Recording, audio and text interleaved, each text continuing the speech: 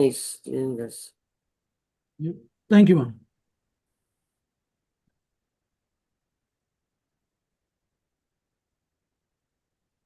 A small dirty boy in torn clothes stands in the richest mansion in Lagos.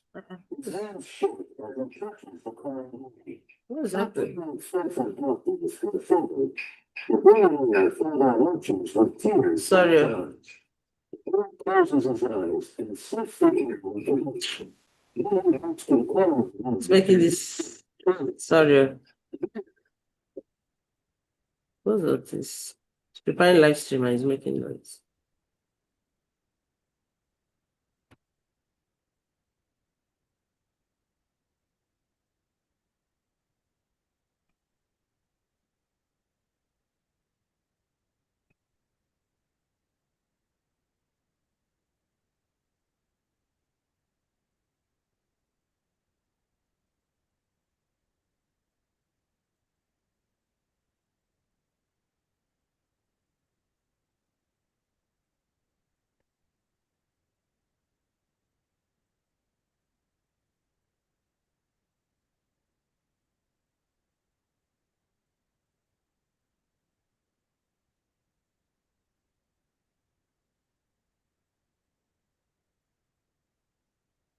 I'm so sorry. I'm trying to set this up. No problem.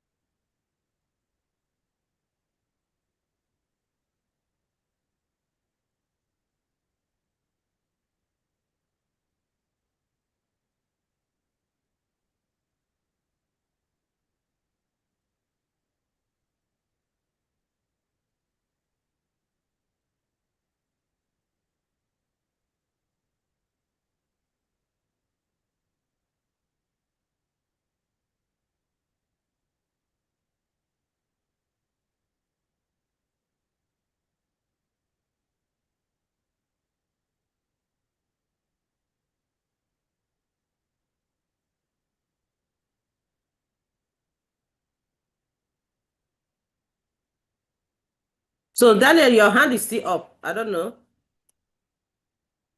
You want to say something?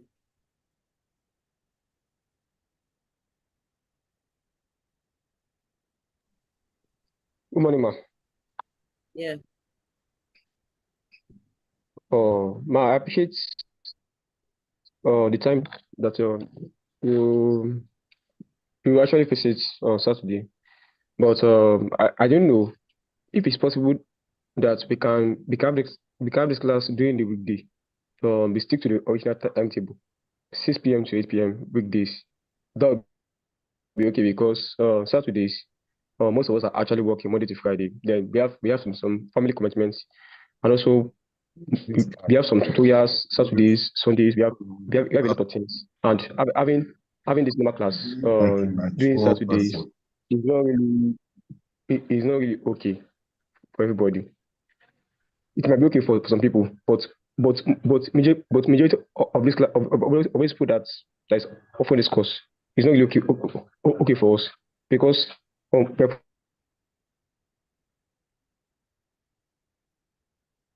we're already structured our our our which is the it will disrupt activities.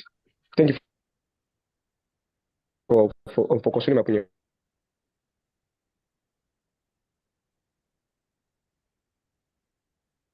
Well, Mr. Daniel, I'm not sure we should go back to this because I'm not sure that it will be very convenient for everybody. At least you're here this morning. At least it's just a sacrifice. At least I've pleaded with you guys now. Going back and forth to it is, I'm not sure it's the best thing to do right now. Let's continue. Eh? Go ahead with the lecture, man. Let's continue. Just want to talk. What we have been talking about. What you has pleaded. What else do you want? Exactly. Let's move on, please. You Everybody keep mute in your doubt mic. Let the the lecturer lecturer take now. us. You are not Okay, good enough for go everybody. out of the pool now. Yeah, man, good morning. Please let us continue. Okay, so it's okay. It's okay. We are It's here. okay. Even I even complaining, you are compounding issue. It's okay. Okay, please, can you see the screen? Can you see the screen? We can see it, man. Very clear. Okay, so we are live. Yeah, we can see it, man.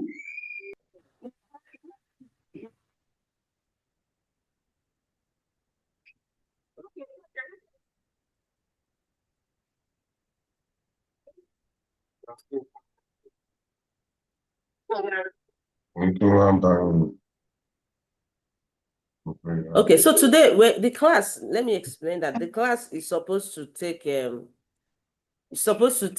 unlimited, because that's why we are attaching it to YouTube. Then two, the class is called computer applications in business. Okay, so today the class supposed to take And that's go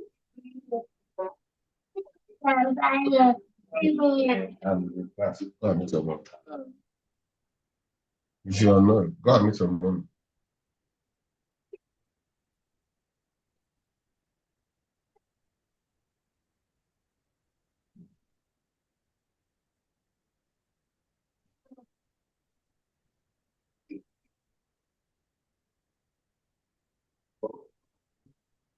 So what we are looking at today is to see how we can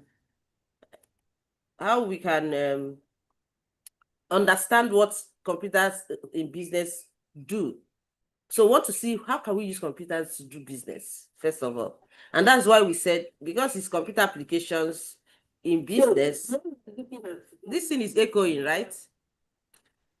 Oh.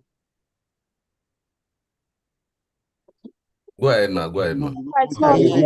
No, it's not echoing. You're Not, clear. so it's not. The slide is not moving.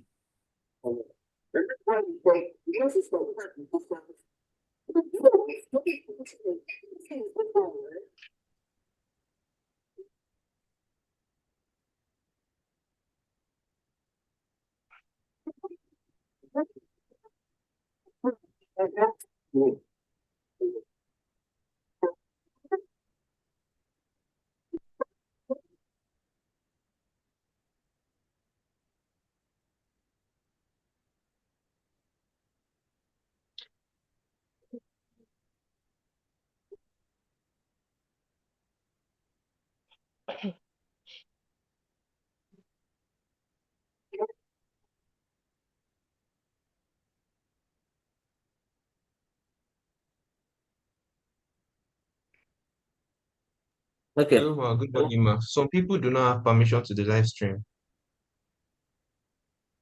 Oh, so the link I sent, is it not working? It's working, man. No, it's not. So Or can any other you person can join the confirm? YouTube. You can join the YouTube link. No, the YouTube, I sent a link to the YouTube. Did you send to your class? Yes. Yes, it's in our class. It's in our. And they said they can't join. No, they didn't say so.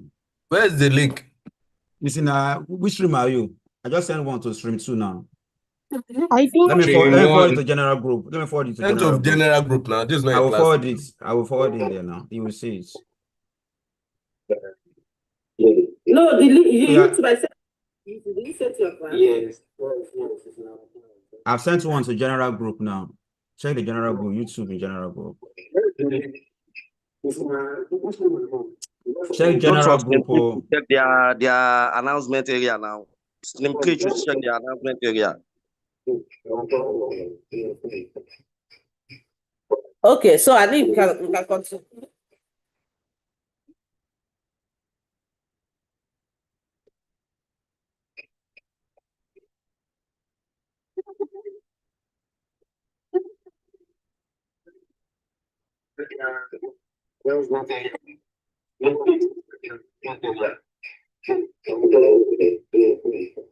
Okay, so what we were trying to look at is,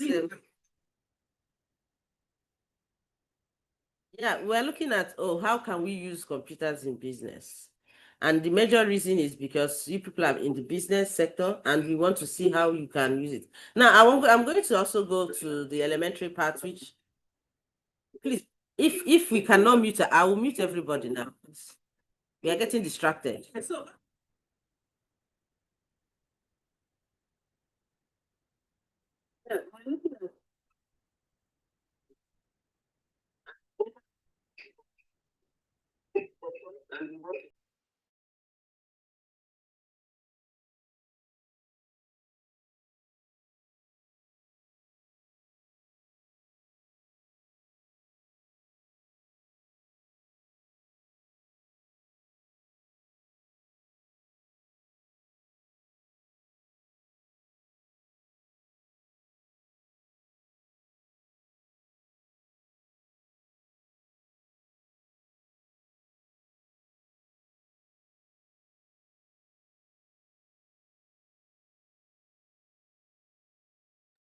Hello.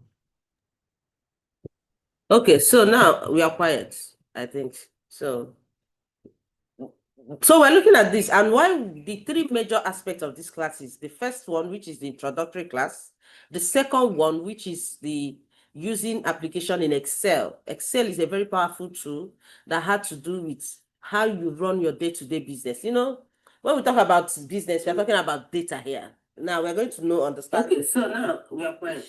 I don't like this echo, Why is this? So we're looking at this, and when the three major aspects of this class is the first one, which is the introductory class, the second one, which is this application of Excel. Excel is a very powerful thing that has to do with how you run your business.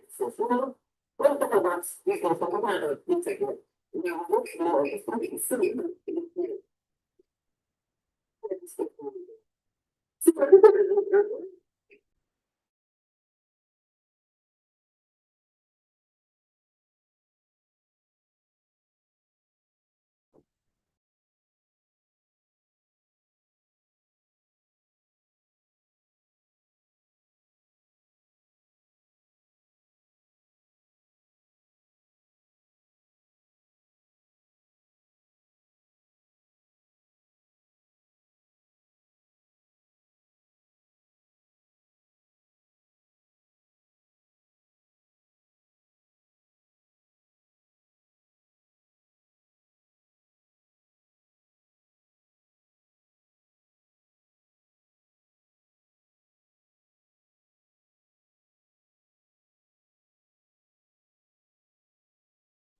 Sorry, hold on. I want to get help to solve this problem immediately so that we can continue.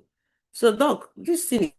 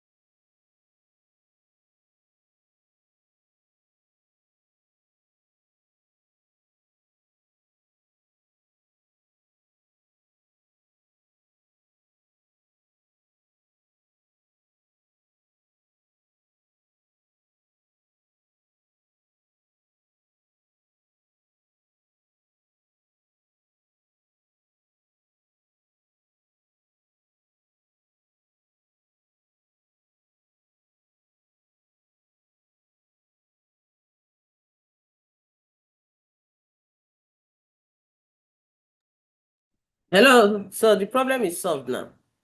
Thank you for your patience. Can you hear me now? Very Yes, well. we We can. can. Can hear Very Yes, well. we We can hear can. you, man. Yeah, sorry, Very, very well, man. I had to seek for help to clear that echo. So, and that's good. Okay, so now let's go. So what I want us to understand for this class is computer applications in business. There's also another course called computer application in production.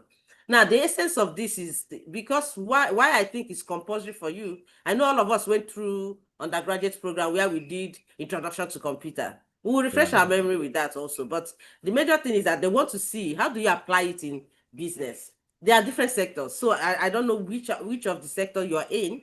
People might be in accounting, people might be in Production. finance. Yes. So, but you now think of how you can, use how do you people use computer there, and you just want to understand how computer is being used there. Is way lower than what is available right now, but it's a foundational course. Why is foundational? So that what is available right now, which has gone up to using LLM to everybody's talking about AI. So we'll come to that. So before we start, I want it to be interactive.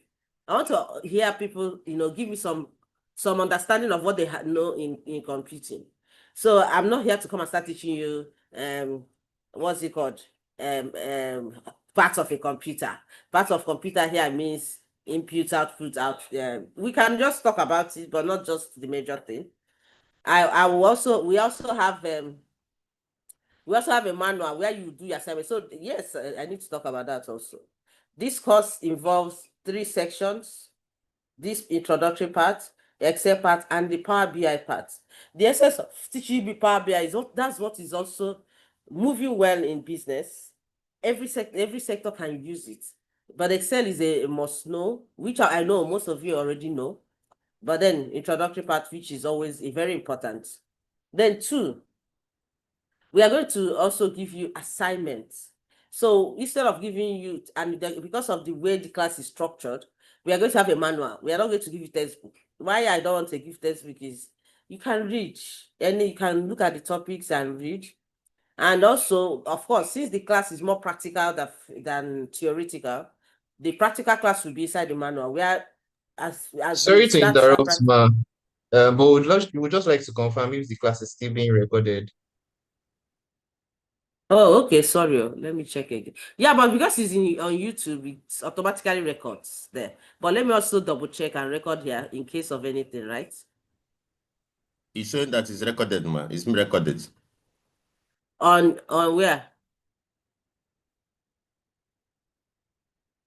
Is it on YouTube? No, they said normally if you're broadcasting it on YouTube, it records automatically there. Okay.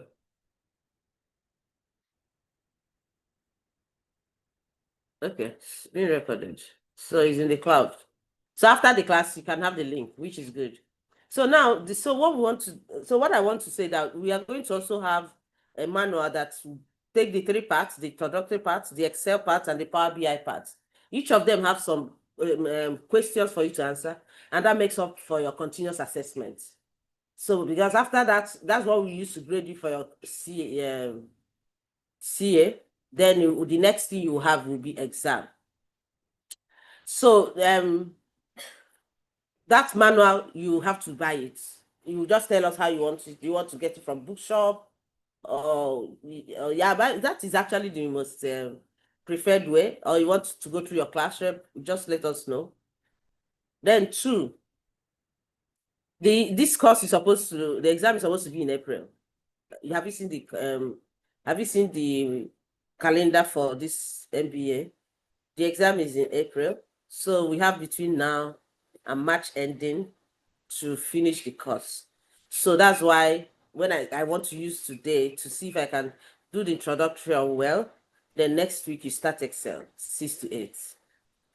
Also, before we now go into this introductory, I want to see what do we know about computing? When they say, tell me, I want to go and buy, for instance, I'll give you a scenario. I'm traveling to the United States, And one of you said, please, ma, help me get a system. Now, if you want me to get a system for you, what are you going to be looking out for in the system? Because if you say get a system, I can as well go there and see the one that is for $50 and buy it. You know, I'm just buying something cheap or buy something I can afford. But for you to say, give me a system, you must have something in mind. Who can tell me what you specify for me to buy so that I'll be able to say, oh, okay, this is your, there must be something that will warrant you to talk in that line. So I need some answers. And also I give bonuses. I see serious students that answer questions. I tell them to mark their names in the, so Julius, let's go. Good morning, ma. Good morning, ma. Yeah. Yeah, thank you, ma. If I want to buy a computer, I will look for the storage capacity, the RAM size, and the computer itself storage capacity. For example, I will look for the 8 gigabyte RAM size, and I will look for the computer storage of 1 terabyte with a strong and storage capacity. That will be my target of buying the computer. My target. Thank you very the much. RAM size. The RAM size, the computer storage capacity of 1 terabyte, and the battery larger size. Battery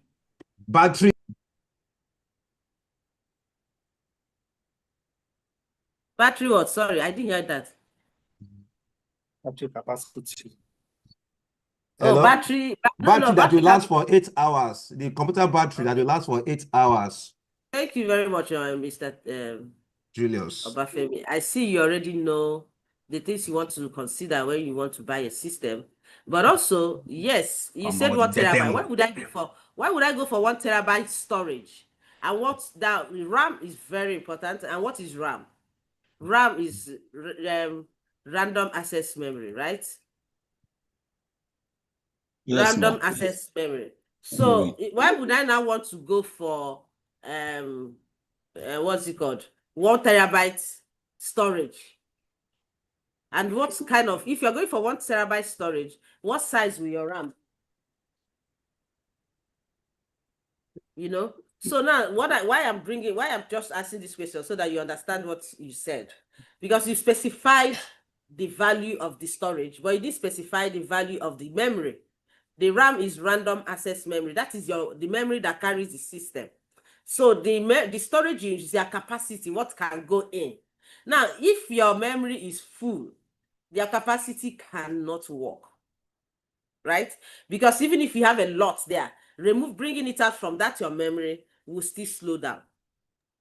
Just like using a human as an example. I have memory and I have a lot of information inside. I have a lot of load inside me. My memory might not be able to, you know, right now in the world, data is ubiquitous. Data is everywhere.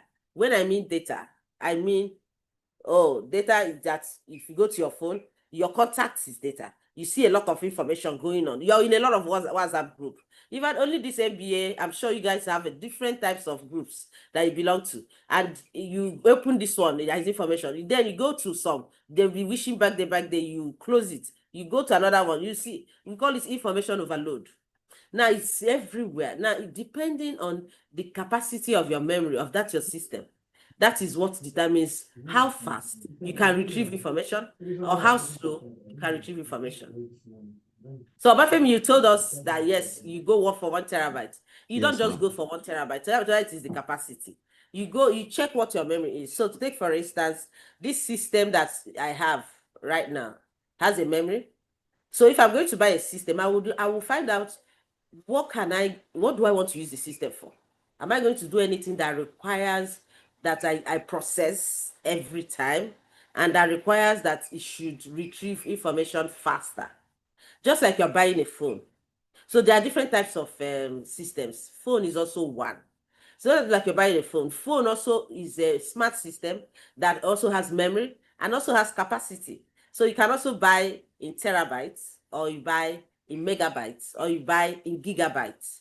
So what all of this means, why I'm summarizing this like this is because I assumed these are the things people have already learned when you were at university.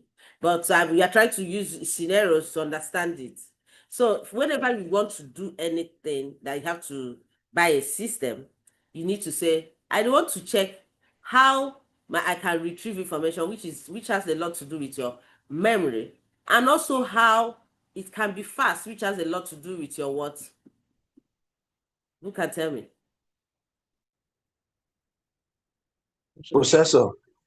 Processor. Who said it? Who said it first? Oluwasegun Abdul. Thank you. Yeah. Oluwasegun.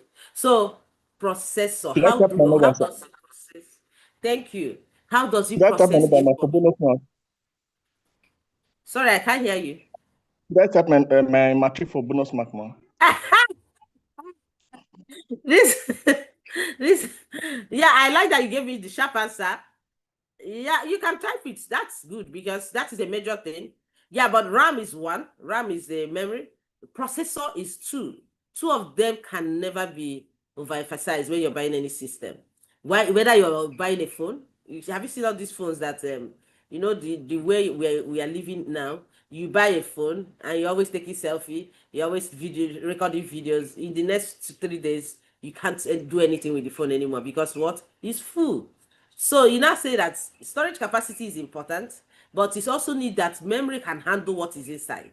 So if your memory is too slow, you won't be able to. So with this said, now if somebody now said, I'm going to US, what can I buy for you? I say, buy me a system. Then you now realize that even if you say buy me a system, you need to have specific information of the system.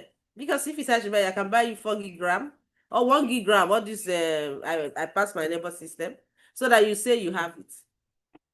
So with that said, can someone give me the configuration of your system now? Can someone give me what you have on your system now? Of course, some of you are using systems, some are using phones. So if I say system, phone is one, say computer is two. So can you tell me what you have on your system?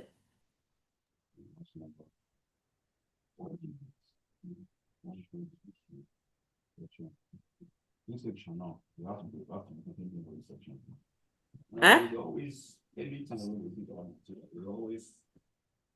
Joseph, go ahead. Okay. Let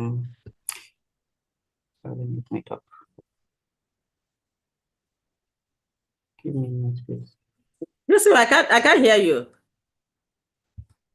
Can you hear me now, ma? Yes. My system here, I have the processor Intel Core i7, installed RAM 16 gig, then device ID, product ID, and I have the graphic card 128, and I have the storage 954 gig. 954 gig. Yes. As storage. So that's like 1 terabyte, like Obafemi said. Then the RAM, you said the RAM is what? The RAM here is 16 gig. Okay, 16 gigabytes. Yes. Yes. And your processor speed? My processor is Core i7 Intel. Yeah, so they need to specify it in gigahertz. There's something Yes. called gigahertz. 211. 211 gigahertz. So that system is a powerful system. How much did you get it? 750K. Yeah, I know it's powerful. You're a very big Yeah, boy. so you can see now. You can see what I'm talking about. 750K for It's a big boy. Rich No, kids. no, he's right. That's why he got it, because I know that systems, for you to go up to 16 gigabyte RAM, 16 gigabytes RAM is a whole lot. We are i7 for that matter. Core i7. Yeah, Core i7 is very, very expensive. Very expensive. And yes, in case so you are looking up to buy, I sell. so that's why he raised his hands. That's why he raised his hands to give us the info, right? So, but however, that is a very good system. So what do you do with that, Joseph? What do you do? What kind of work do you do with your system? I write codes. I run Yes. applications. I do a lot of downloading, uploading. I also do automations and a lot of things like that. Oh, that's why. So he already He's already doing a whole lot with it. So that's why he has that kind of capacity in the kind of system. So if, for instance, Joseph, somebody buy a system and the person buys 4 GB RAM, what is that going to do for you? 4 GB RAM is just for office applications and little work. Exactly. So it won't be able to do much. So my essence of all this scenario is just so we understand when we say, oh, give me a system. We are not here to start looking at it, but you just have to know that these are the things that make up a computer that should be able to be flexible for what you do. So some other person raised her hand to give us her own or his own. Who is the person? Someone was raising hand now. Hi, ma. Okay. So you wanted to tell us your config? Yes. So, mine is Intel Core i5. Okay. The processor is so it's Intel Core i5 1135 gig 1135 G7 at 2.40 gigahertz. 2.40. Yes. 2.4. Installed RAM is 16.0 gigabytes. 16 gig RAM, yeah. Yes, and the system type is 64-bit operating system, 64-bit processor. Yes. Fantastic. And your capacity, your storage? The storage is 477 gigabytes. 477. So you have a 500 gigabytes. Is it SSD or HDD? HDD. It's HDD. Cannot be SSD. No, why would he say that? Let us say what she has. Is it SSD or HDD? It's HDD. Oh, okay. So there are different technologies right now. So your system is very good. You have 16 gig RAM, Core i5 2.4. But from what we see, you can see the Joseph zone is 16 gig RAM, 3 point something gigahertz. Then Joseph is your own SSD. No. HDD. HDD also. So Yes. HDD is the older generation of hard disk. So we have a higher generation, the solid state that processes faster, that makes it. So if you have 500 gigabytes right now, it's going to do like as if it's one terabyte if it was SSD. So, but they are all very good systems, very, very good. Anything that has to do with 16 gigabytes, in fact, 8 gig, depending on what you're doing. So with that said, so let me give you the one I have here. Don't judge me yet. My RAM here is 64 gig RAM. Wow. My processor here is Core i9. Wow. And the speed is let me even check what the speed is. The speed is 5 point something gigahertz. And the capacity, that's the storage, is 2 terabytes SSD. Wow. So now, very expensive. So this is 2.5 M. 2.5 M 3 years ago. However, of course, I didn't buy it. It was a grant money. Of course, I will go and do buy this, because when you have these grants and when you're writing your budget, you have to go top of the line, go big or go home, because you can't get that yourself. You have to go to the most recent thing, so that you can also, that's what you gain by having grants and also using it. So like this machine you call it machine, in fact, it's Core i9, and it came out, I think it came out, so I bought it in 2022. Was it? Yes. So now, but I didn't even buy it here. I bought it in dollars. I bought it when I traveled. So when that time, I don't know how much it was there. But so now you can see how you consider systems. Now, when is it Anastasia that mentioned that she has 2.4 gigahertz? Yes, That is her That is the speed, which is okay. Anything from 2 is very good. So Josephson is 3 point something gigahertz, which is also a little higher than our own. So if you're going to now say how that will determine how fast anything you send to the system is processed, and that's what we call processor. Now, if you remember when you are learning computer, I said we have input device, output device, processing unit. Now, that processing unit is where your processor is. Let me tell you, there's something we need to unlearn. When they say, give me the 3 parts of computer, I say input, output, central processing unit. Now, where central processing unit is it the processor? Is it the processor? Can someone tell me? If you can answer this, you put your name in the bonus. Let me see the number of names in the bonus right now. It's the processor, man. CPU is the processor.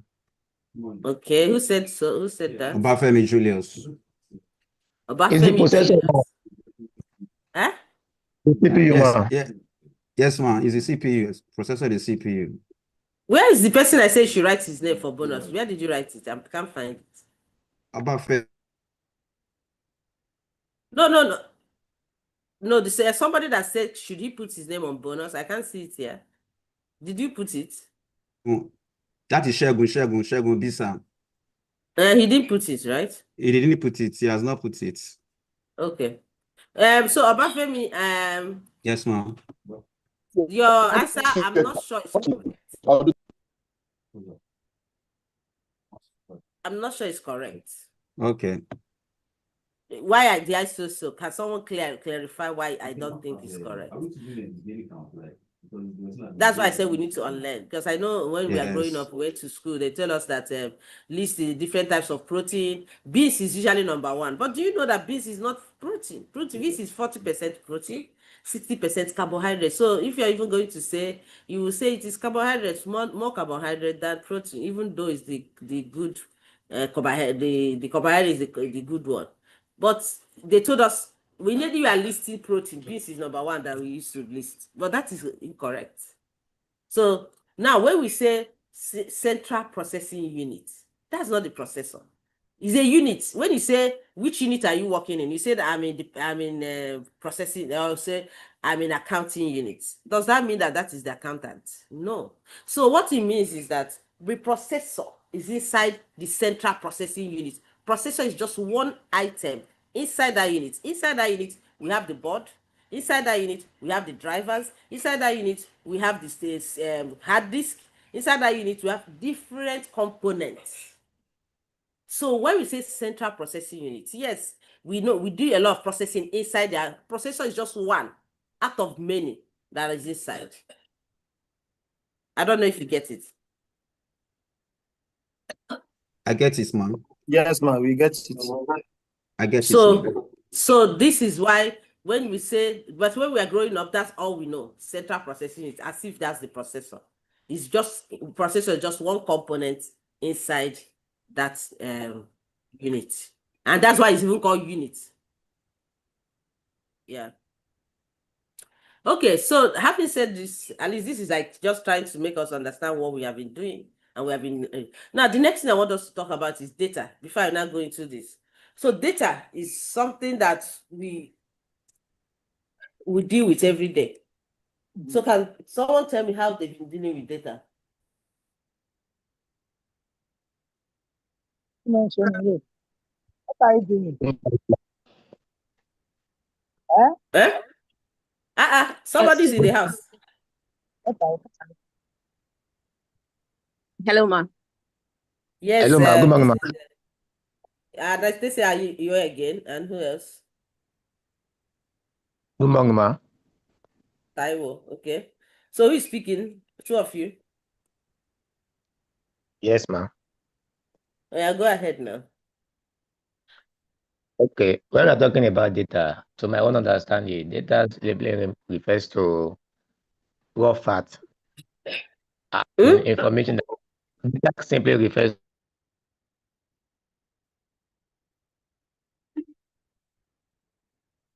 I think it's breaking up. Yes. I don't know if you can hear Then me. Anastasia, go ahead. When he comes back, he can. Yeah. Okay, ma. So you asked how work with data. So I just wanted to state that. So can you hear me, ma? Yes, I can. Okay, so for me, I work with a recruitment firm, a human resource firm, and we carry out assessment for different organizations, and so I have to do with data of job seekers and employers, and also their reports, their results, and in handling this data, we ensure that they are segmented, they are properly stored, they are stored in such a way that it can be called up and accessed easily, and it's also protected, putting into consideration data protection policy, so that we don't have the data of our clients, be it job seekers or the employers out there. So we ensure that also that they are accurate, because whatever we are doing, we must ensure that it's accurate, so that we don't end up depriving the candidates who are supposed to be employed of the opportunity, or also making an error on the part of the employer. So we ensure that it's being stored, it's being protected, reports are being passworded and also sent out. So this is just the few I can just say about my work with data. And also we also make use of we also make use of Excel a lot. We also make use of applications like the iMocha assessment tab, to ensure that whatever we are doing is correct. We go through it thoroughly to ensure that these data are compiled, they are checked, they are pre-checked, and they're accurate before sending it out. That's what I have to say. I see passion in your voice. Thank you very much. You have even taken us to data protection strategies. Yeah, but yes, that's nice. With this, we already know that you're a human resource, and that you collect data, you protect it, and you use them accurately. Yes, that's data. Now my question now was, what do you understand by data? Which you have, but what you're telling me is that how you use data. Now, the question about data here is that Hello, ma. I was about to, my information. Yes, My hand I has been said up since. data. They are raw facts. That is, they are unprocessed information. They are just an information that you gotten from a client, which they have not been processed.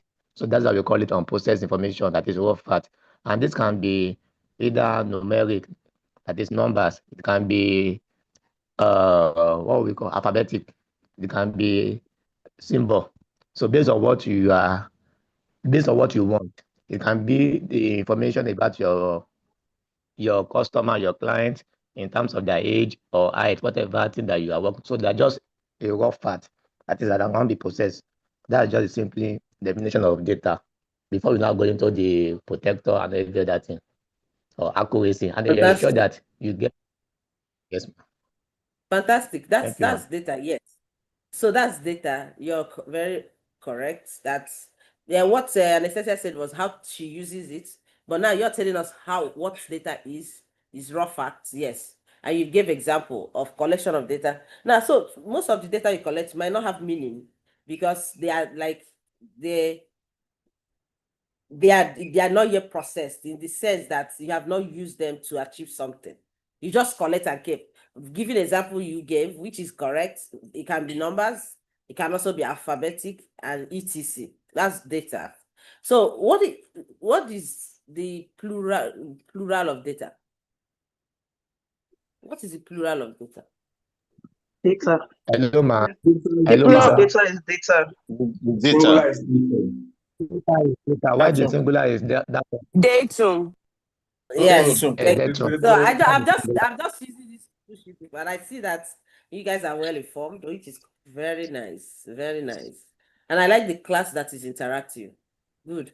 So now when we talk about that data in computing, whatever we have as data being converted into different things. There's something we call computer language, that is how computer understands. So it's to be converted into what we call zeros and ones. That is how computer gets the meaning. Now, my name is Chika, Chika. Now, computer is, when I type it, in the processing part where the processor works, it's going to convert C into zeros and one. It converts H into zeros and one, converts I into up to A.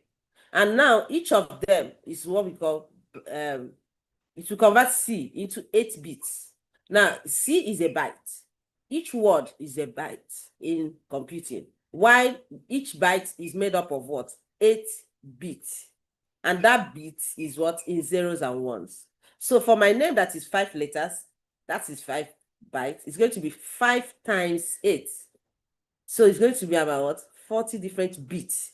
That's how computer will see it. You see why it's good to have a good processor and also good memory, because convert all these things in zeros and ones. That's how computer sees things.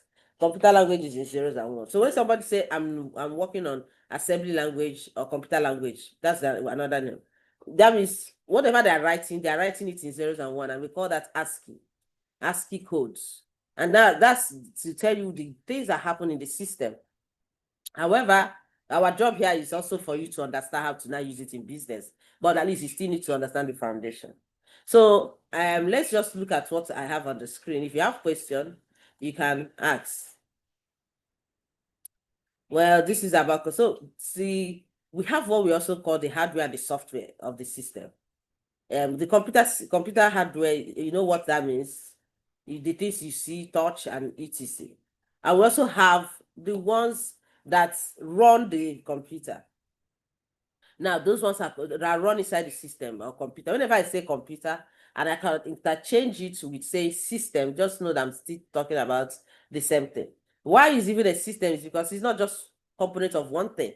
It's component of both inputs, both outputs, and different peripherals. You can also put a scanner, printer, etc. So that's why it's a system. It doesn't stand alone without doing. You have a personal computer, but you can attach a lot of things.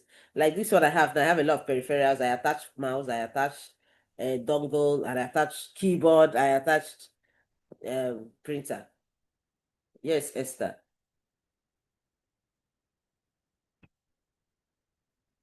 Esther, your hand is up.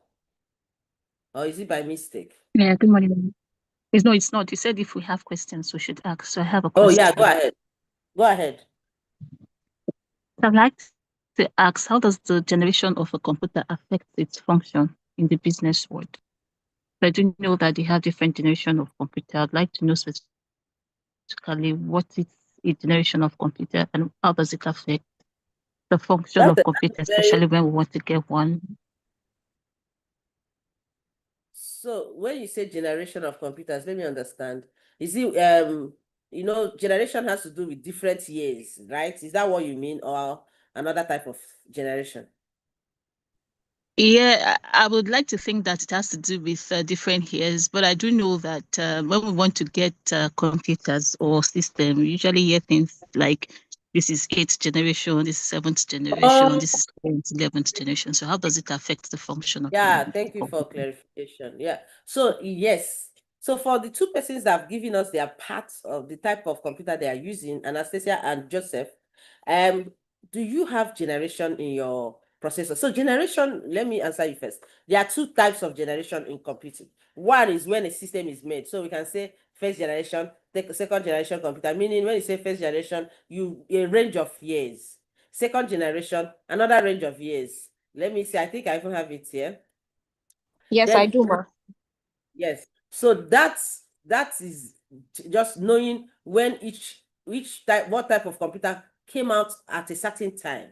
Then there's another type that has to do with the processor where we are discussing here. So in a processor, just like my particular system, I have Core i9 and it is 12th generation.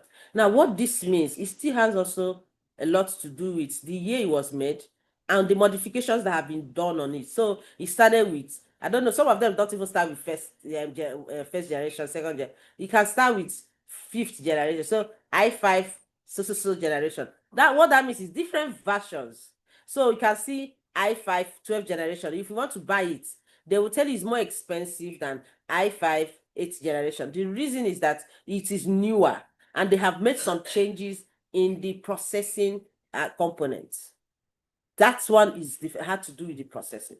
But the one that is generation computer, this is first generation, this stuff, that one is also some advancements that has been done on computers. So take for instance, you say first generation computer, that nobody here can use that anymore. Even second generation, when the computer is so big, you go inside there like it's a sacred home, a sacred component or a sacred material. You just stand and it is stored in one big room, and one person goes in at a time, like you're going there to go and pray. But however, you're going there to go and punch. And people were scared, more scared than even to use it, because they didn't know how to use it. And the people that learned how to use it they were looking at them like gods.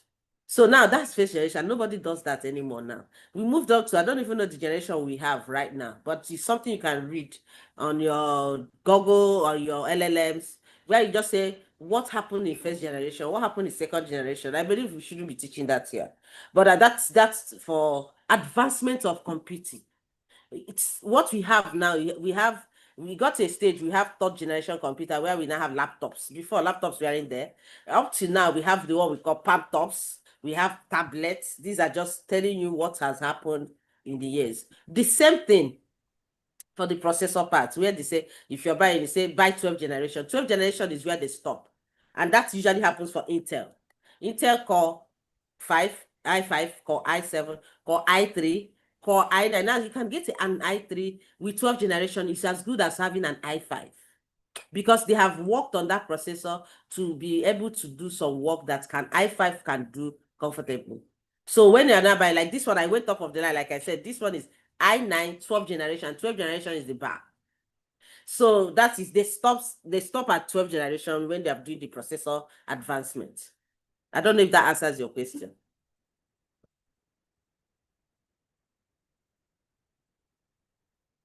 Hello, Esther.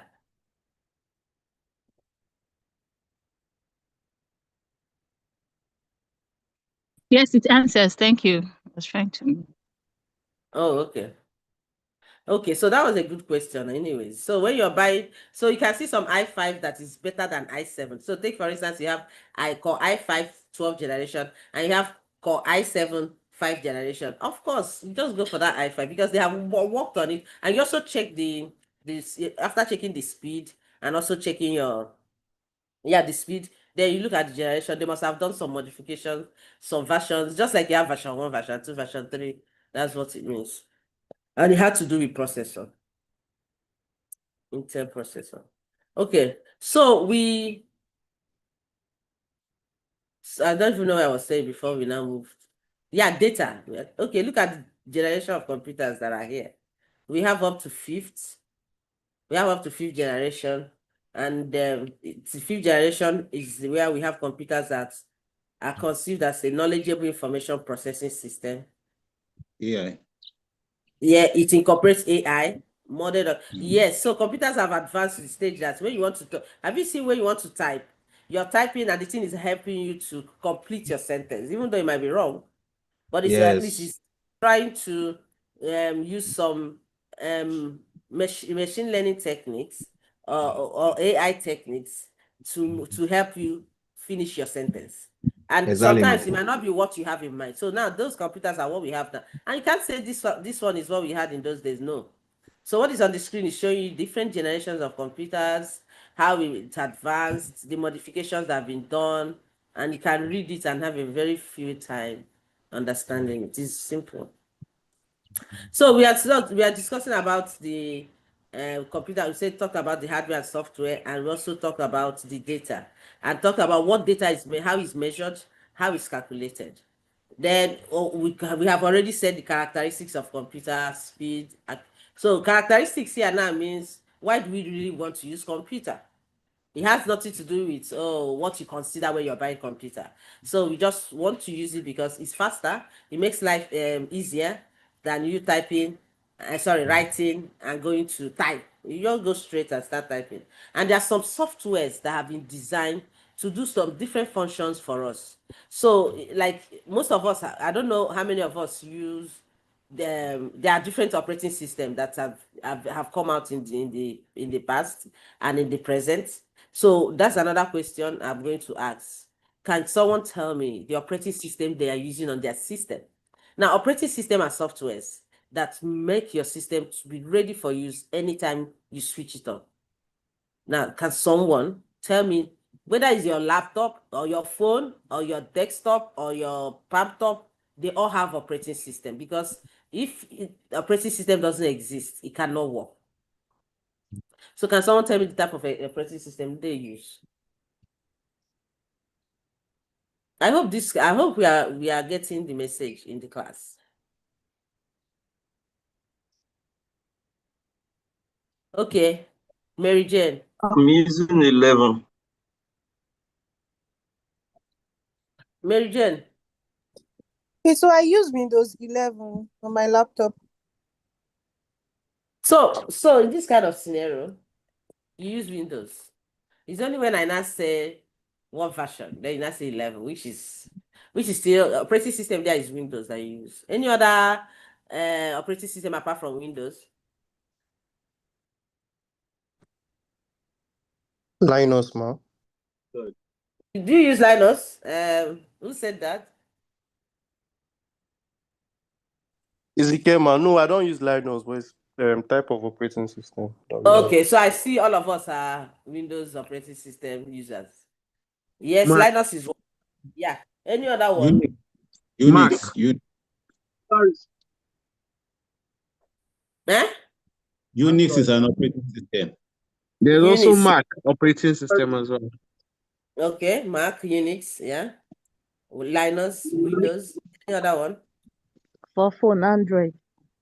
Android, fantastic. Next one. Network operating system, NOS. No, it's just like you coming to tell me operating system. No, network operating system is just like saying you're using operating system. I just want to know the name. That's NOS. We have a type of NOS. Network operating system is like an operating system that works on networking. But now you need to give a name of that type of network operating system. But what I asked, operating system, network operating system is a type of operating system, but you need to name the types of operating system that uses network operating system. I don't know if you understand. I understand, man. That should be Windows Server and Novell Networks. Exactly.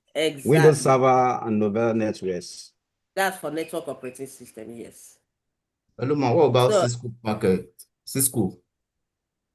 Cisco is not an operating system. It's what you use in running.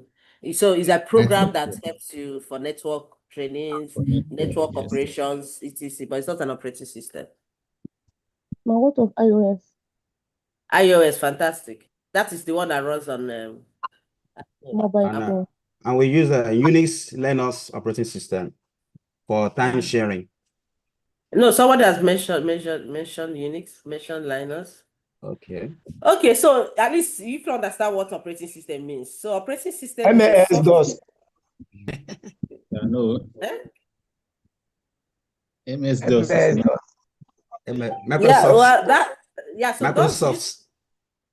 those used to be an operating system, but I'm not sure it is anymore because Ma, what about POS machine? Yeah. POS machine.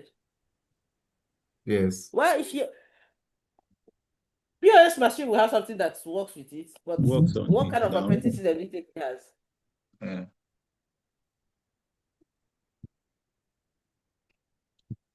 Huh? Cloud computing. Cloud computing. Cloud computing operating system. Yeah, when you say cloud computing operating system, you give an example of cloud operating system, right?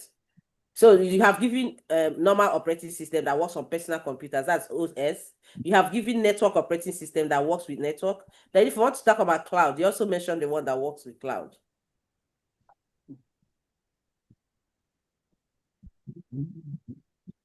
Okay, so, but the good thing is that you understand what is going on.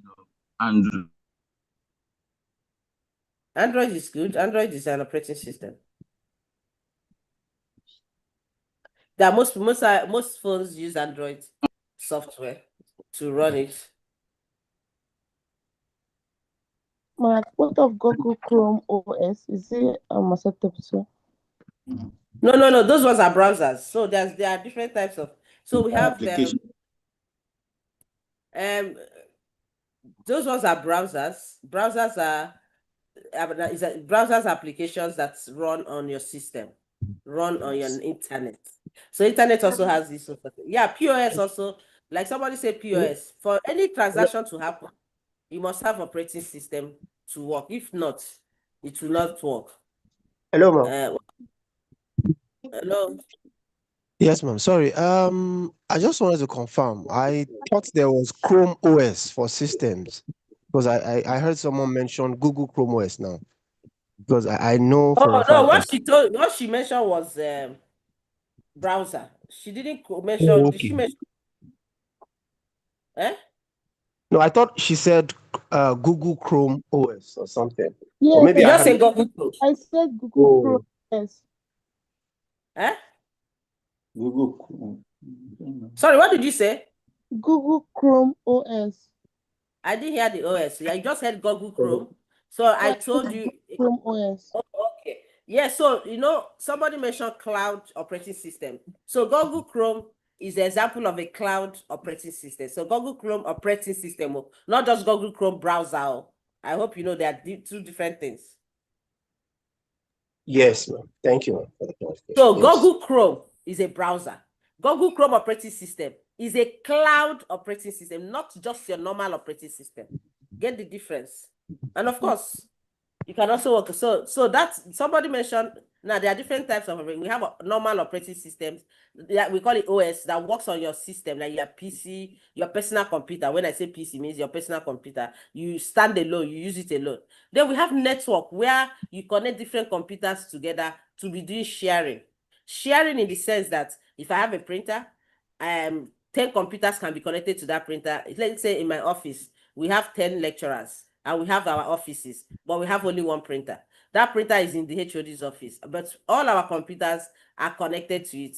That is a network system, right? So for that network system to work, we must have a network operating system so that if computer A is sending, you will understand that this is coming from computer A's office and this is coming from computer. So if 10 of us wants to print, are you getting me? 10 of us want to print. That operating system, that network operating system, will apportion time slides for them to have the time to print each one so that there won't be collusion and that there won't be chaos. So that's network operating system. Now there's cloud operating system. This one works in the cloud. I hope you know what cloud means. It's not like the cloud that we see physically here. Yes, ma'am. Storage, but for that cloud to work also, you need an operating system to know. Right. Oh, who is talking? No, ma, you were talking about cloud, and I was giving an example, maybe like Google Drive. Now, so please, we need to reduce the chorus answer because you're distracting my thoughts. So when you want to answer question, you raise up your hand so that we can do things in an orderly manner. So with that cloud operating system, handles the same way network operating system does. When things are coming in, they know where it's coming from because it is in the cloud. There are a lot of services in the cloud. Cloud computing is another thing. Network operating system, sorry, network computing is another thing. Then normal standalone computing is another thing. So the cloud one is where services are handled there. You manage people's data. You pay for it anyway, it's not free. Who can give you an example of cloud services that you are using now? Who can give me an example? Osemeka. Azure. What do you use Azure to do? Hello? What do you use Azure to do?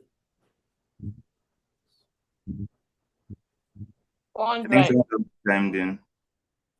Hmm? Someone else answered Azure. I was going to mention GCP and AWS. But I don't use them personally. I just know that they are examples of cloud computing. No, so these are examples of cloud services, right? I say, what do you use? How do you use your cloud? Have you been using cloud services? Oh, I don't work in cloud. I don't. I'm not telling you. Hold on. I'm not telling you to mention the cloud services that exist in the world. I said I want you to be personalized. Have you been using cloud services? Just like I've been asking about computing and all those things. Have anybody here been using cloud services? And can you give us an example of how you use it, or not the one that is existing on its own? We will still come to that one. Yes, we have OneDrive. So let me see. I can't see the hands that are raised up. I don't even know. My hand is raised, ma'am. That's very Okay. Can I go ahead? Okay, so let's start. Okay. Go ahead first. Okay, we use Google SharePoint. Google SharePoint, how does it work?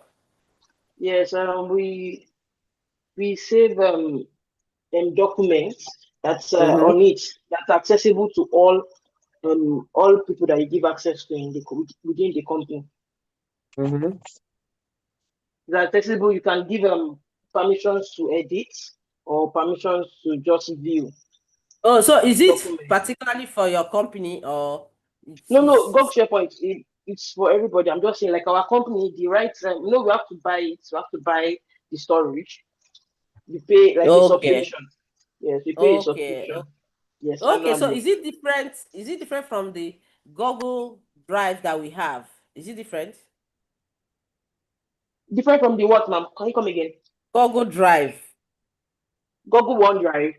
Yes, because this is SharePoint now. It appears different. I think it's on the same base. It has the same design, but like this is SharePoint. This is when you click on SharePoint, it opens the whole company. It's not just my OneDrive. This one is the whole company. Oh, I see. I've checked it now. That's fantastic. So that means it's usually for companies, from what I see. Yes, and yes. It's for groups you of companies. collaborate there, just like we have the normal Google Drive for personal use. This one is usually for companies where they now put You can also put enterprise. flows. Yes, you can integrate it with Power BI. You can put flows on it. You can put data, annotations, automations, different things on it. Okay, that's nice, fantastic. So do you do Power BI as well? Yes, we do. So you know how to use it? Yes, ma'am. Then that means in the class you should have A now. We'll try our best. Okay, so then Okonkwo, you want to say something?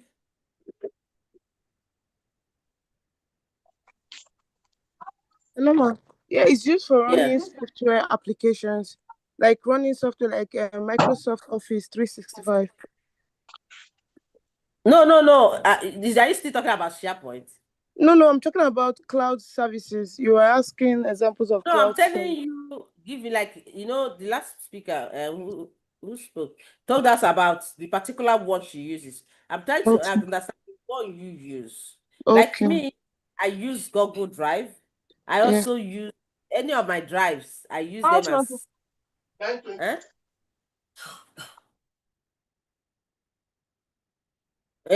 All the people raising their hands. Do you want? I don't know which one to call. People are many.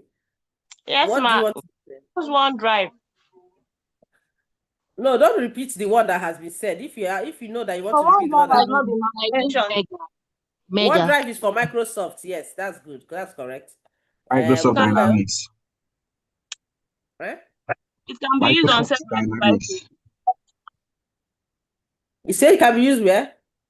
On several devices. OneDrive. You can sign No, in using. I know OneDrive. I use OneDrive now. As you buy, it comes with it. One terabyte.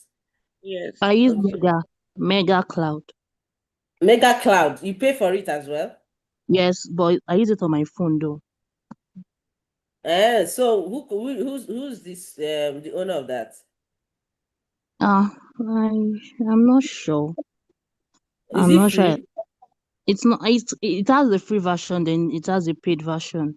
So the free version is limited, yes. But if you want to expand the storage, just like okay, that's nice. At least we understand that. So if you now want to go enterprise way, go to Amazon Web Services, Azure, etc. Yeah. So thank you so much. At least why I like this class is it's very interactive. That true. You guys are really doing business and working with computing, and that's fine. So now, with that said, we have what we know what is digital computer, of course. We have computer is a digital device, and I will tell you why it became digital is because there's something we call the when they're saying the generation of computers, there's something we call the industrial revolution. There's a dramatic change that happened in the world. And I want to talk about industry because you are in the industry. We call it the industrial revolution. Have you heard about that before?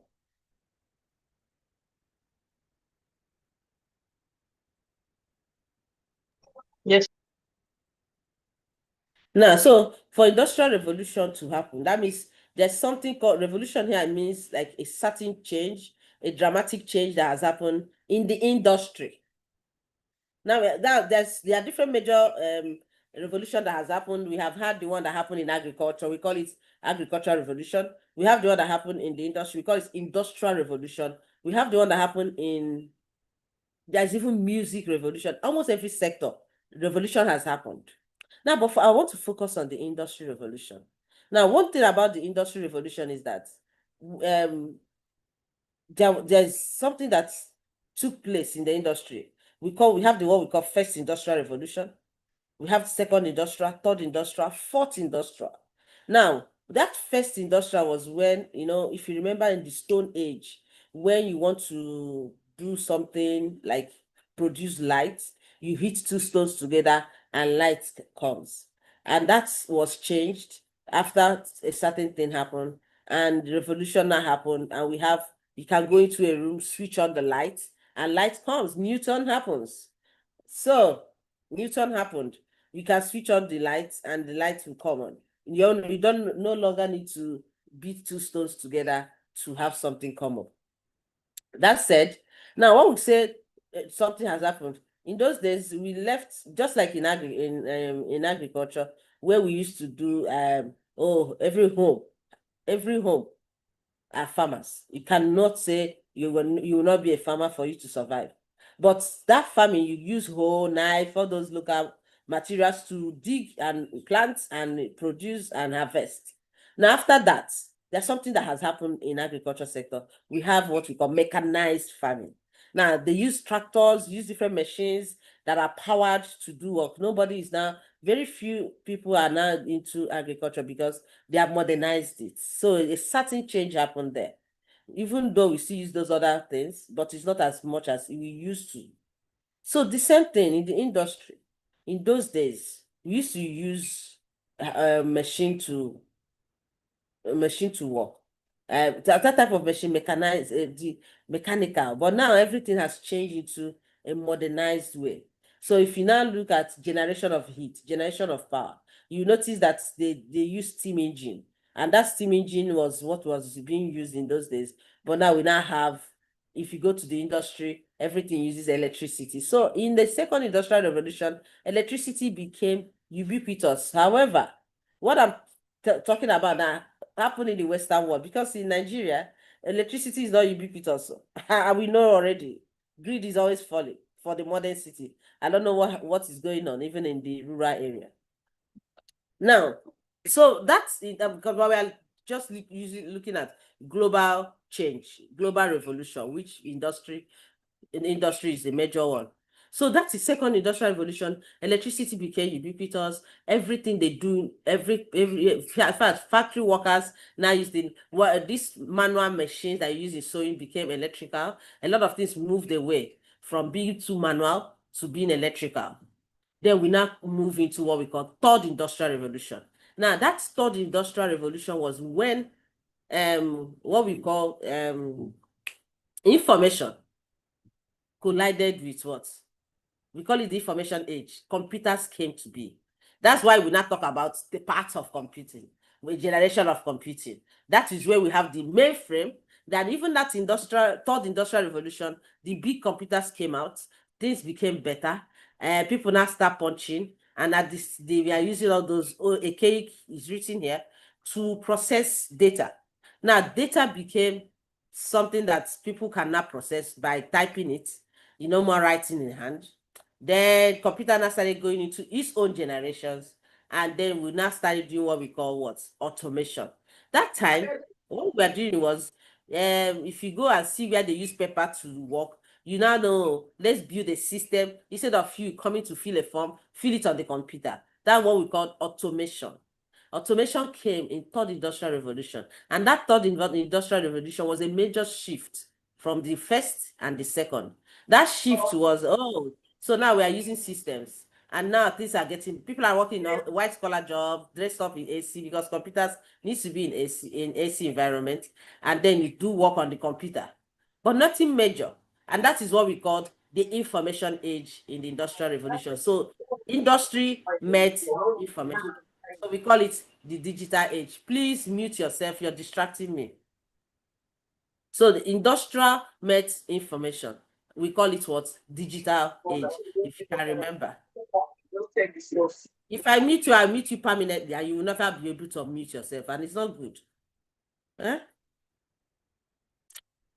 Oh, so after that information age, we now move to what we now call Industry 4.0, fourth industrial revolution. And that fourth industrial revolution now came, where the computer that we have built automated it, right?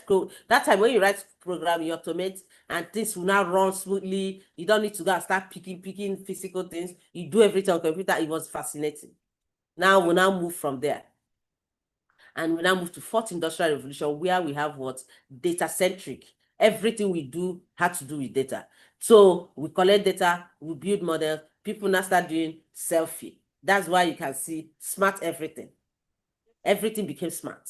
You now want to go to, that is, GSM came, GSM from feature phone to smart systems. You can also capture data with your phone. You can do selfie. Augmented reality came. I can be teaching here, and somebody in Canada is online listening, and I can be here in Canada at the same time, just like I'm here and in your homes at the same time. That's just like I'm here and I can hear your children talking. So that is real time. That is what fourth industrial revolution has brought to us. And major thing here is that data became ubiquitous and data became unstructured. What unstructured means is that we are no more having it aligned, just like somebody answered that data is numeric, alphanumeric. We no more move into that line. That's what happened in the third industrial revolution, automation time. But right now, fourth industrial revolution brought unstructured way of data. Example of this unstructured way are one. If you take a selfie, it's an image, right? You guys image with that your numeric or alphanumeric. But you can break it down. Using that is when machine learning came to be. Now, this machine learning came because we have unstructured data. If we were still dealing with our normal data, like numeric, alphanumeric, we really don't need machine learning. We can analyze the rows and columns, just like I take your attendance rows and columns. You put the field, the names on top, and put the numbers. We can still do that. That is structured data. But unstructured data is that there's no way you can analyze it in that form. Then we also have video, like I'm talking. And when I finish, I will just give you the video of what I'm teaching you now, and you can listen to it over and over again to understand. Now that is another unstructured data. Video, streamed videos, images, etc. They came, and data became heavier. Every single minute, we are generating tons of data. Now, because of these tons of data, we need to mine this data. And for us to mine this data, we need a higher technique or a higher method. And that is why machine learning came to be. And machine learning is the tool that runs AI. So this is where I'm going. So it's a tool that runs. So when you hear people say AI, it's because there's data that they are using to generate information, mine it, get meaningful information from there, and do what? Send out the result. So that is what AI is. Take, for instance, the kind of AI you are seeing these days. We are seeing like a lot of video AI. If you see some people, even me, I will know, at least as it is for now, I can dictate an AI video, AI human, and non-AI. Why I can dictate it? Because there are some things we look out for, but some people don't. Somebody told me that there's no way you will know. I say, even the voice you will know. But however, it has gone to a level that very soon it might be very difficult to differentiate the two. Reason is that they can clone your image, use it to do video, and cloned voice, and also use it. So these are data. And because it is a high level kind of analysis, you use what we call machine learning techniques to do that. So all of this is still happening in what? In the computer age, fourth industrial revolution. A lot of things have changed. Now we are even moving. Fourth industrial revolution cannot go away, or we cannot bypass it like that. But we are still juggling between fourth and fifth.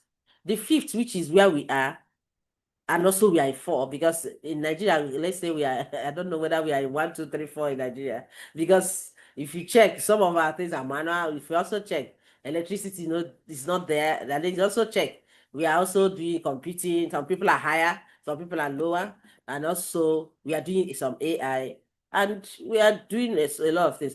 However, that's fourth industrial revolution. I hope I'm not the only one in class, because everywhere is quiet. We are with you, man. We are with you, man. We are together. We are with you, man. So, however, We are together, man. That's fourth industrial revolution that brought in machine learning tech. Did not come alone. It brought a lot of things, which AI is just one. So when people keep saying, this is AI age, it did not just come alone. It came with AI, it came with cloud computing, it came with augmented reality and virtual reality. It came with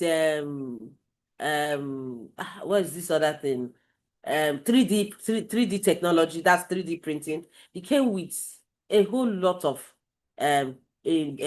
trends, the future trends, that all these major trends that we have now. It came with all of this. Cloud computing, what's it called? Data etc. Now, but why AI is now like singled out is that majority of this tech.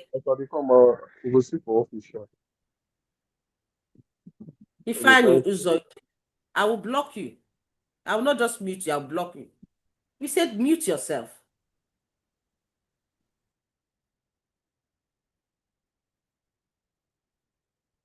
Okay, so why AI was singled out now is because they have made AI to relate to even anybody can relate. Somebody in the market can just say, let me go and do ChatGPT and get some information. Anybody can relate, and that is why it's making a lot of waves. But that is not just only AI. That is just one aspect of AI. AI is a broad area, because that's my field, and that's why I wanted to bring it in here.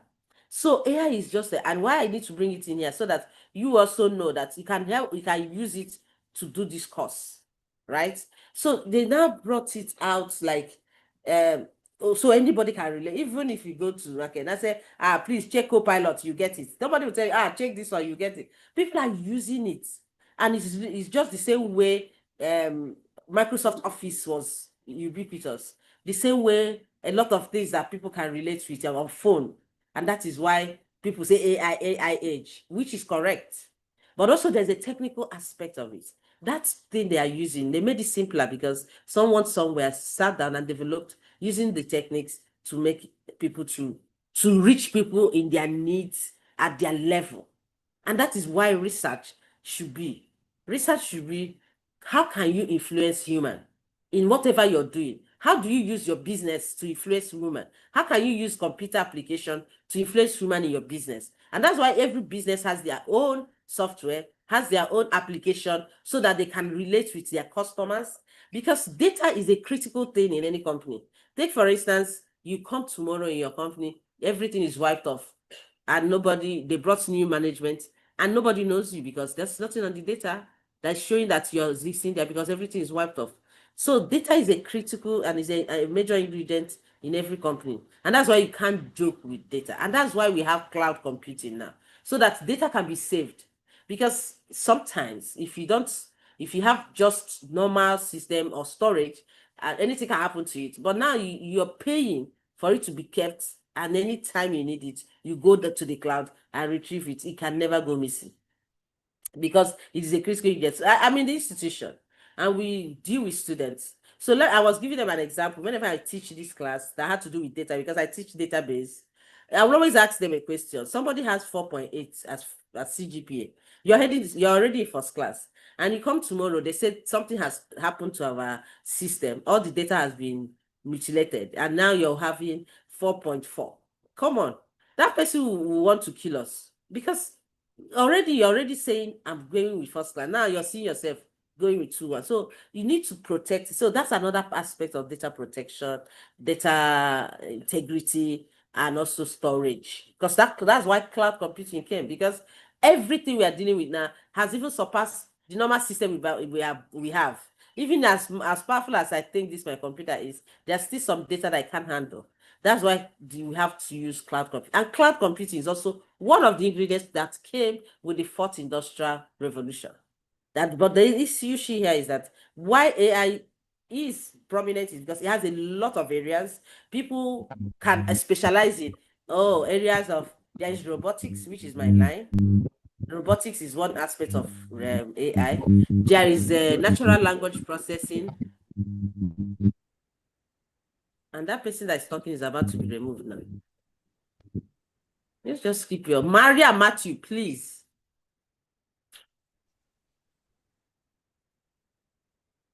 Oluwa Semilore, you're raising up your hand. Do you have a question?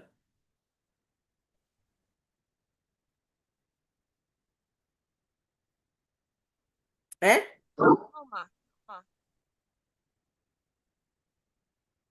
Then okay. So that is why we can say that yes. So for AI, there are different fields. We have natural language processing. We have robotics. We have people that are into also data privacy and data protection is also under. We have AI data privacy, AI data protection, AI. Then what we call that is AI ethics, or we also call it responsible AI. Responsible AI is where you see a lot of rules and laws set around whatever you're building. There is also in fact they are accountable. So because it's an area, you can now look at which one works for you. So there's this large language models where you see ChatGPT, DeepSeek, Cloud Air, etc. They are the ones that is another area where people do build models. We have techniques and we call it machine learning. After machine learning, you move to deep learning. From deep learning, you move to generative AI. From generative AI, you move to so under generative AI is where you see the LLMs, where people also specialize and start building this in. That's not my area, but that's area that I still understand. People now build things that's relatable to real life and human, that had to do with words. You can do research, so that's the highest thing that has come. Just like in those days when internet came, people thought internet has come to destroy. The same way now we have gotten a lot of resources that we can use, including what you're doing in your class. So if you give you an example, if you give you an assignment, if you want to use some large language models that are existing that you can research with, you should also not do it in a way that you copy and paste. You should do it in a way that you do the work and you rephrase it and understand it first. The essence is understand it. See, where there will be a problem is after copying, you don't know what you've copied. That's where there's a problem. But if it's there to help you understand, and then you also interpret it in your way, that is what majorly those things are supposed to do. But there's a lot of laws that are being set around, we call it AI policy, where there are certain rules and regulations that should follow in this part. Any questions so far? I've been talking. Yes, so what you can see on the screen is how much computers are being used. Computers are used for communication. We already know. I moved to AI now, but for you to even use AI, you need a system also. So when it comes to establishing contact, clients, computers are vital tools. So you use it also for emails, etc. I don't really need to read this for you. I'll send you these slides so that you read. And also I've told you we are going to give you a manual for continuous assessments, which you buy. Their computers are used for marketing. It allows business to perform a variety of tasks for starters with the help of the internet. Yeah, a lot of people do marketing now. So that's one thing also AI has come. There's digital marketing. So it's you see that people sell a lot of things online. People do business online. Majority of the life right now, I can say, is 80% online and 20% real. So I know that on Saturdays we should have our time to at least go and relate with humans outside. And now we are having lecture. But just bear with us. In the next 7 weeks, we are gone. Then you go back to your real life. Because life has been so virtual that is also affecting some things. So people do online, and I noticed that a lot of things that happen, people do online. They make money online. If you have YouTube that is buzzing, you'll be making money without even stressing. You don't need to struggle to carry heavy things for you to make money in that line. We also have computers are used for accounting also. We have accountants here. You have some it's for you to calculate and make it accurate. You need some softwares that will be able to help you, and you can't do those softwares without computing. So you can also calculate how you do your tax filing, you do other things. You in accounting should tell me what you should do, you can do. My assignment for us today is that you're going to write. I will put it in the manual so that you put it down. You're going to give in your own field. First of all, you tell us your field and tell us how you're going to use computers to work in that line. That's the major assignment. It will be in the manual. You'll get the manual when we are ready. Then the computers are also used for storage. You can store your information there, which are also, but it's right now, cloud computing has taken over even cloud storage. Now, let me even tell you, I know that buy system can be expensive, but most of the things, if you want to get just a very fairly good one, like 16 gig RAM or 32 gig RAM, and also have storage of 500 gigabytes SSD, then the rest you just connect to cloud. The only thing is that you have to be paying for some services, which is not so expensive, anyways.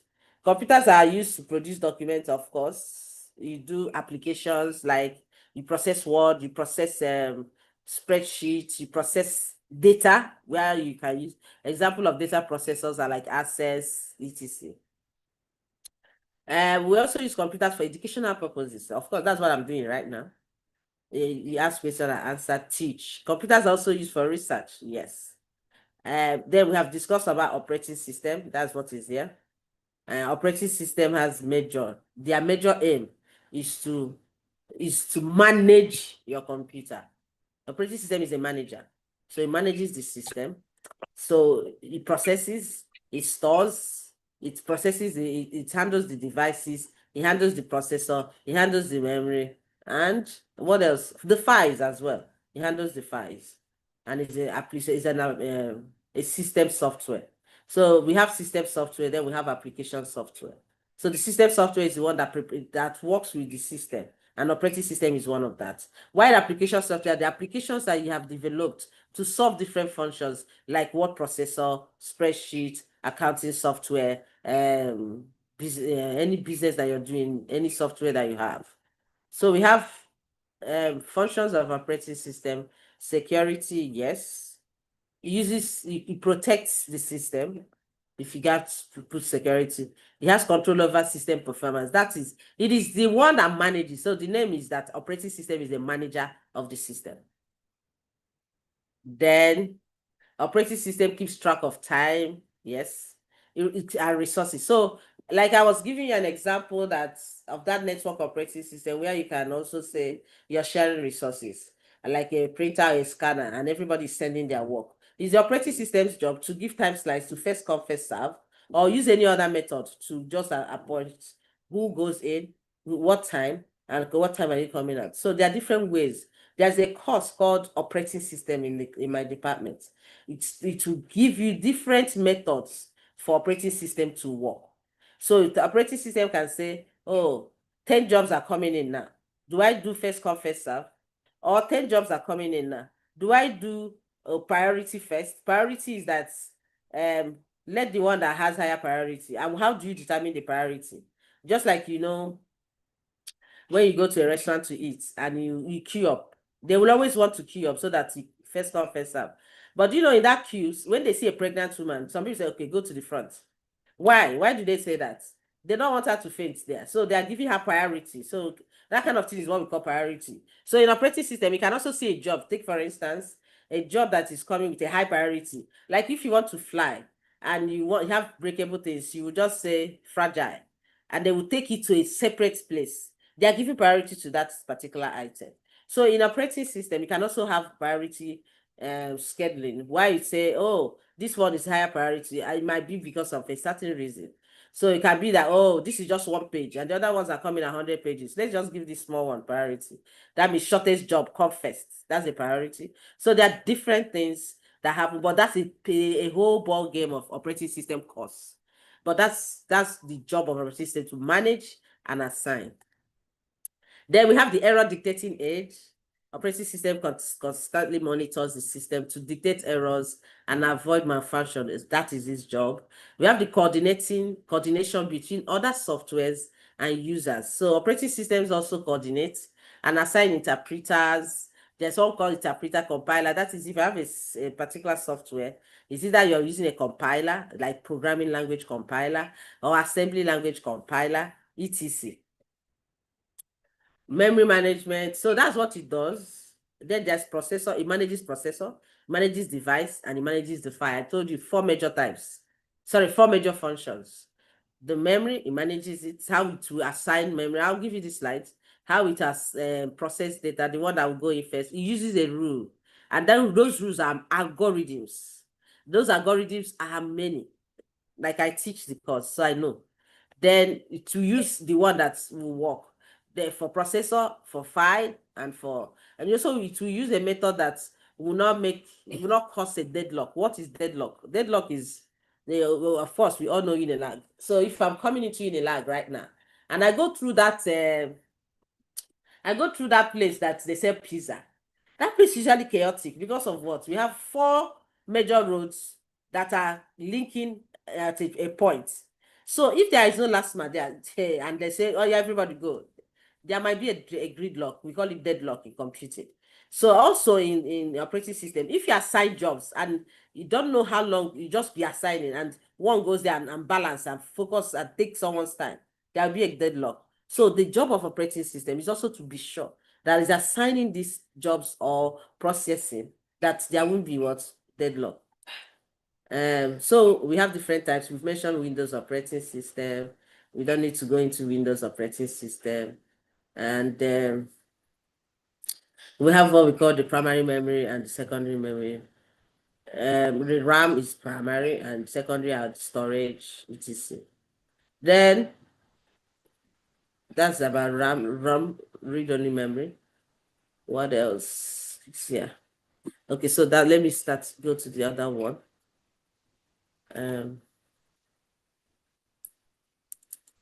Yes, I hope you can see my new screen. Any questions so far? And I hope I'm not too fast. These are today's introduction, so I need to introduce everything and also make you understand that you're heading into the hands-on. Because when they say computer applications in business, you don't just need to talk too much. We'll talk too much in the first class, then the next class we start getting our hands busy. Any question? Good morning, ma'am. Yeah. Yes, ma'am. Please, ma'am, can you say something about BIOS? Bio is your basic input-output systems, right? BIOS is your BIOS is when you start your system, for instance, your operating system also handles BIOS. BIOS are basic input-output. And what is input-output? What goes into your system and what comes out. So give me an example of input first. Let us start there. What are the example of input units that you have? Input, we have keyboard, we have mouse. Correct. How about output? Output printer. Exactly. Yeah. Your screen also. In your laptop, your screen is also an output because that's what's showing you the. So when you say BIOS, is that when your system is booting, that's where you usually see the BIOS at, right? Am I right? Hello. I just want to say that the operating system is embedded in the BIOS. No, not like it's embedded. Operating system handles what goes in. So base inputs and outputs. Operating system manages what goes there. So when it's booting and it notices that there is a problem in your system input device. So take for instance, I have a port. The port you will now if you will check if it is a desktop, for instance, and I'm booting my system. operating system will check, is the keyboard connected? If it's connected, it finishes your booting correctly. If there's something missing in your input and your output that's supposed to be there and it's not there, it will pause and you'll be seeing BIOS. There will be a problem showing BIOS.